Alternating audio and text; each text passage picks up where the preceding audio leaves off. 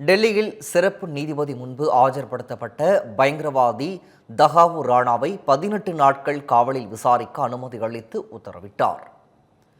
மும்பை தொடர் தாக்குதலுக்கு மூளையாக செயல்பட்ட தஹாவூர் ராணா அமெரிக்காவில் கைது செய்யப்பட்டார். அவர் இந்தியாவிற்கு கொண்டுவர மத்திய அரசு தீவிர முயற்சி மேற்கொண்டது. அதன் பயனாக நேற்று இந்தியா கொண்டு வரப்பட்டார்.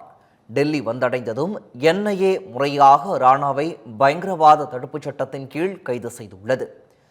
தஹாவூர் ராணாவை நேற்று இரவு பலத்த பாதுகாப்பிற்கு மத்தியில் டெல்லி பாட்டியாலா நீதிமன்ற நீதிபதி முன் ஆஜர்படுத்தப்பட்டார்.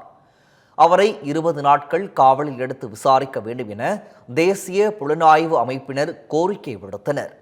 மனுவை விசாரித்த சிறப்பு நீதிபதி 18 நாட்கள் அனுமதி அளித்தார். இதனையடுத்து தஹாவூர் ராணாவிடம் என்ஐஏ போலீசார் விசாரணை நடத்த உள்ளனர்.